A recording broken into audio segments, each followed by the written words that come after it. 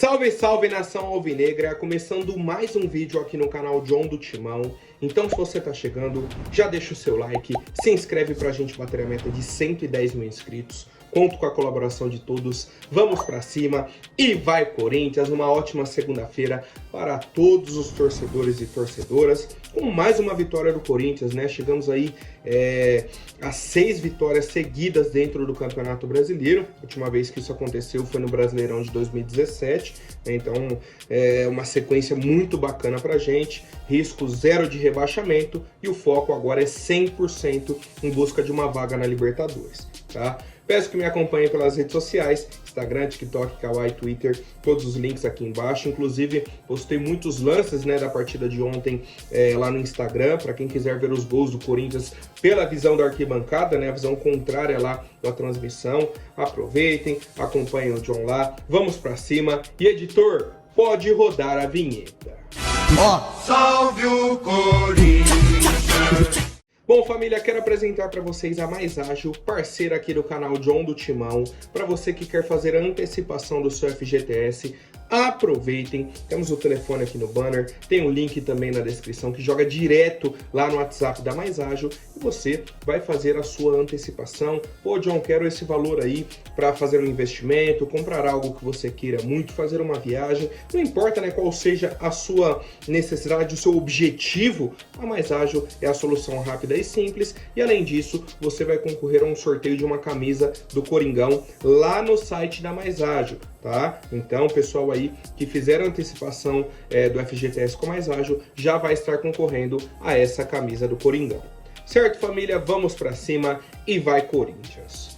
Ontem tivemos mais algumas partidas da 35ª rodada do Campeonato Brasileiro e tivemos Corinthians e Vasco na Neoquímica Arena. E vou falar pra vocês, cara, eu estava ontem lá, né? Fui pra arena para assistir o jogo. Que clima bacana! Que clima bacana, bacana, bacana. Uma paz, uma tranquilidade, uma felicidade do torcedor em ver o time jogando bola, tá? Mais uma vez o Corinthians entrou em campo e jogou bola. Coisa que a gente viu pouco nesse campeonato. Principalmente no início, né? Principalmente no início. Quando o Corinthians pegava time ruim e sofria. No início do Campeonato Brasileiro e no nosso ano, né? O ano de 2024 do Corinthians. Quantos times ruins a gente não enfrentou na Neoquímica Arena e sofreu? Seja para vencer, seja para empatar ou até para perder. Quantos times ruins, cara? No Paulistão, no Brasileirão. Um sofrimento. E no meio de semana o jogo contra o Cruzeiro. E ontem a gente pegou dois times ruins, né, que era o time reserva do Cruzeiro e esse time aí do Vasco. Colocamos a bola no chão, amassamos o Cruzeiro, amassamos o Vasco. E eles só fizeram gols em uma oportunidade, né, cada um. O Cruzeiro teve uma chance, fez um gol, o Vasco teve uma chance, fez um gol. Só. De resto, só deu o Corinthians nas duas partidas. Nas duas partidas. Pô, e ontem foi um amasso, acho que até mais do que contra o Cruzeiro, né? A gente ali com 15 minutos já tava 2-0, com 25 minutos já tava 3-0. O Vasco não viu a cor da bola. Não viu a cor da bola, tá? Tínhamos os desfalques, Memphis e Yuri, a dupla de ataque do Corinthians, entramos com Romero e Tales e o time funcionou da mesma forma, né? O Rodrigo Garro chamou a responsabilidade e a gente amassou o Vasco, né? Esse é o resumo. Logo no início do jogo, Romero tentou um voleio, uma boa chance. Uma boa chance. Depois o Garro teve uma chance de cabeça, sozinho dentro da área, perdeu também. Aos 10 minutos, escanteio para o Corinthians, Garro fatiou, Gustavo Henrique subiu sozinho, 1-0. Na sequência, o Corinthians fez uma jogada pelo lado direito, achamos o Romero dentro da área, achou o Garro, 2-0. Continuamos atacando ali pelo lado direito, né? Atacamos pela esquerda também, mas ali no lado direito foi a mina de ouro. Outra jogada do Carrilho, Mateuzinho, Romero. A bola chega no Garro, outro gol, né? Mais uma assistência do Romero, mais um gol do Garro. Garro 2 gols e uma assistência, Romero 2 assistências. E o time jogando por música, uma tranquilidade, rodando a bola, dominando. O meio-campo, meu Deus do céu, cara. Ranieri, excelente jogo. Carrilho, excelente jogo. Bidon, o segundo melhor em campo, né? O primeiro foi o Garro, não tem o que questionar, mas o segundo pra mim foi o Bidon.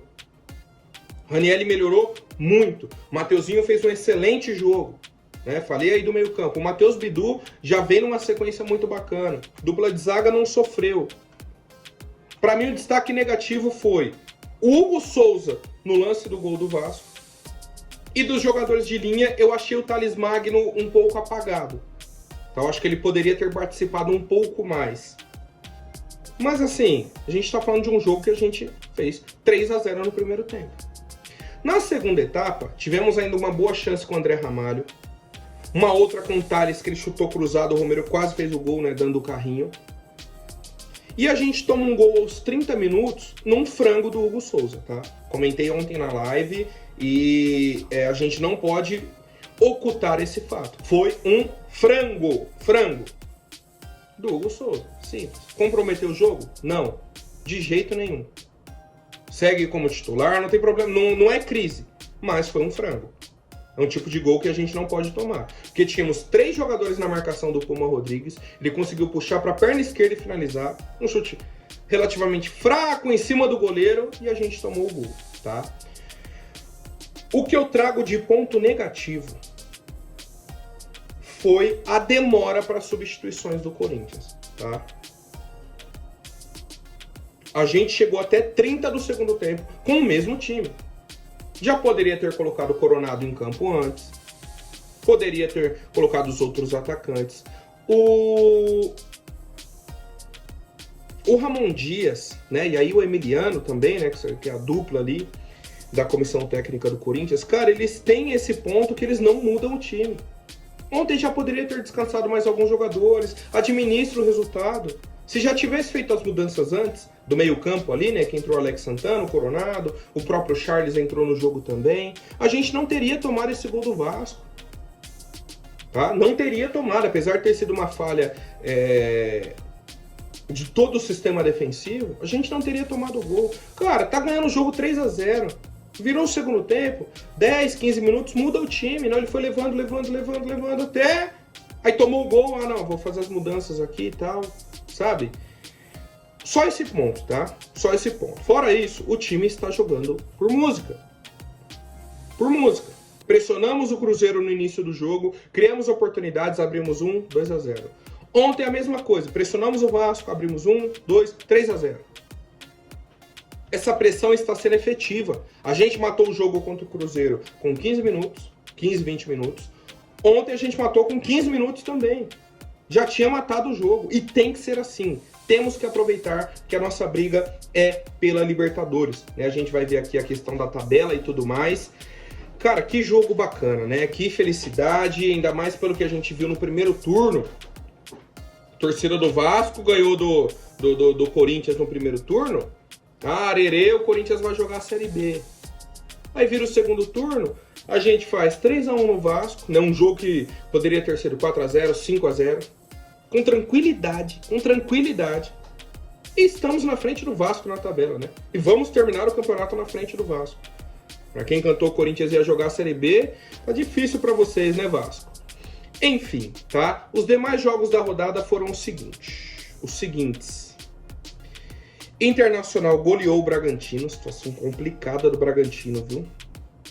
Complicadíssima. 4-1 para o Internacional. Bahia e Atlético Paranaense acabaram em 1-1. E aí o gol do Bahia foi nos acréscimos, né? Um gol até um pouco dolorido pra gente, porque a gente tinha ultrapassado o Bahia, aí o Bahia volta a ficar na frente do Corinthians por conta do número de vitórias. Mas eu fui dar uma olhada depois nos lances e tudo mais. Cara, foi um amasso do Bahia. Foi um amasso. É por Bahia ter vencido com tranquilidade. Então, no fim das contas, o empate tá bacana. E temos aí amanhã diversos jogos, tá? Fluminense e Criciúma, Fortaleza e Flamengo, Palmeiras e Botafogo, Atlético Mineiro e Juventude. Tá? São os demais jogos aí da rodada do Campeonato Brasileiro, né? Finalizando a 35ª, já abrindo a 36ª rodada, certo? E a tabela do Brasileirão ficou da seguinte forma.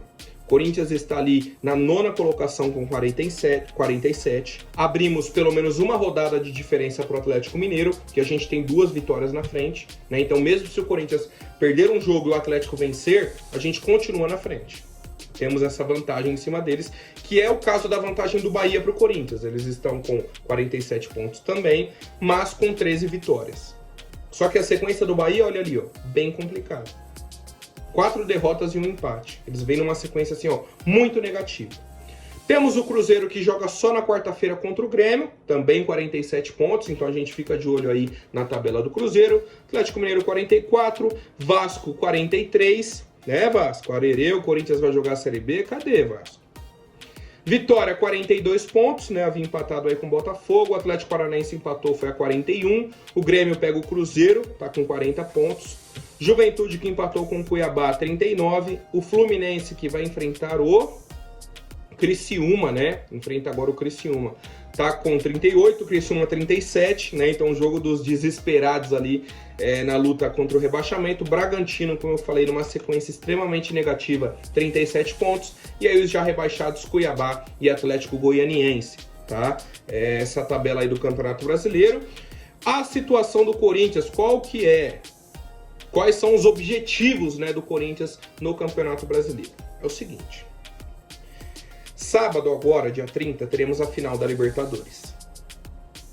Se o Atlético Mineiro for campeão, a tabela do Brasileirão fica a seguinte: o 7º colocado vai para a pré-Libertadores e o 8º vai só para a Copa do Brasil, né? Aí no caso, Copa do Brasil e Sul-Americana.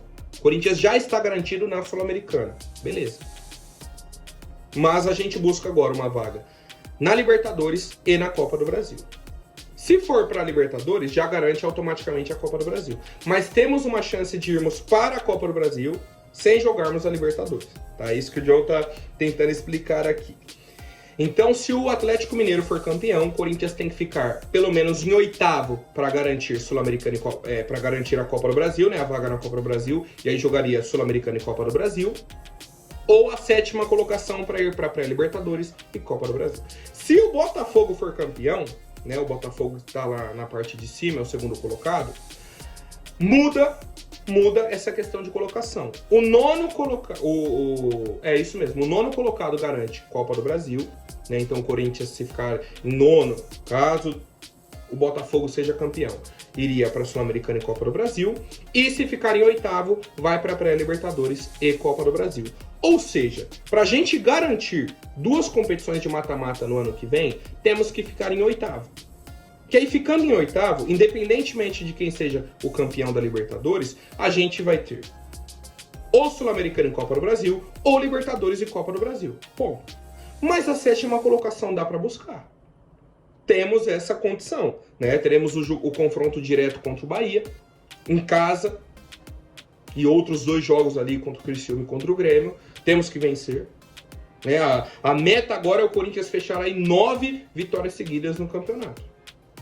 É a meta, para buscar essa 7ª colocação. Mas a 8ª colocação não é ruim, tá? Não é ruim. E temos condições. Estamos empatados com o Bahia, tem um confronto direto, e é isso que eu quero saber, a opinião do torcedor. Como está, né, essa expectativa de vocês para a sequência aí do Campeonato Brasileiro? O próximo jogo do Corinthians só no sábado, tá? E aí, inclusive, já queria trazer aqui, estou com algumas ideias de planejamento para essa semana. Vou fazer mais uma live essa semana, né? Apesar de não termos jogo do Corinthians, vamos fazer uma live aí para a gente debater, vamos acompanhando aí os jogos do Brasileirão.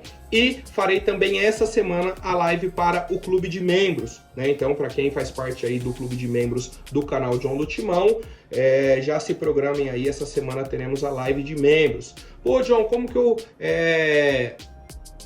eu faço, né, para me tornar membro do canal John do Timão? Cara, aqui embaixo no vídeo tem um botão assim, ó, seja membro. Tá? Aí você já pode participar, ou então tem o link também na descrição aqui do vídeo, torne-se membro, você clica lá, faz a assinatura e vai concorrer aí algumas premiações, alguns sorteios, tem conteúdos exclusivos também, né? O John vem produzindo aí para o Clube de Membros. Vamos para cima e vai Corinthians! Bom, rapidinho, tivemos ontem aí o fim da Série B, né, o Campeonato Brasileiro aí da segunda divisão. O Santos já havia sido até campeão, né, já foi campeão aí antecipado, mas tivemos o acesso do Mirassol, Ceará e Sport, tá? São os 4 clubes aí que subiram para a Série A do Campeonato Brasileiro, família. E por fim, algumas novidades rápidas de uma entrevista do Augusto Melo para a Rádio Bandeirantes, né? O Pedro Ramiro trouxe aí essas atualizações. O Augusto Melo foi questionado sobre a questão do Ramon Dias. Fica, não fica? Ele falou, Ramon Dias tem mais um ano de contrato, né? O contrato dele encerra no fim de 2025, mas o Augusto Melo também não confirmou se ele fica ou não para a próxima temporada. Comentamos ontem na live, né? E para mim, o Ramon Dias tem que ficar para a próxima temporada. Para mim tem que ficar. Por quê?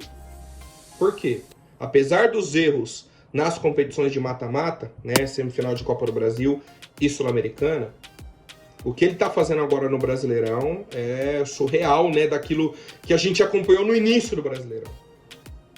Tá? Melhorou bastante o time, tá fazendo esse time jogar, tá dando confiança. Temos a questão de calendário, é um calendário muito apertado. A gente vai finalizar uma temporada, em um mês já vai estar começando a próxima temporada. Então tem férias, pré-temporada, janela de transferências, tudo muito rápido. E aí para você trazer um novo treinador, adotar uma nova filosofia, isso e aquilo, eu manteria o Ramon Dias. Tá? Nesse momento eu manteria o Ramon Dias. Questão do Hugo Souza. O Augusto Melo confirmou que o Corinthians vai fazer a contratação em definitiva do goleiro essa semana. Confirmou, né? A gente já havia visto a declaração do Vinícius Cascone, que é o diretor jurídico, também confirmou que o Corinthians iria contratar o Hugo Souza e a gente aguarda essa atualização.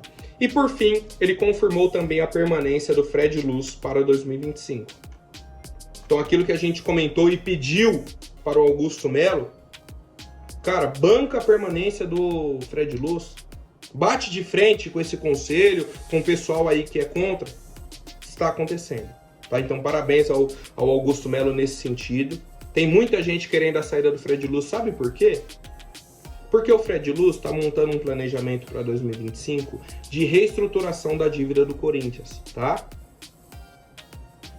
Um projeto grande, um projeto que vai revisitar muitos contratos, certo? O Corinthians vai refazer muitos contratos. Um pequeno exemplo, o do fiel torcedor, que é bizarro.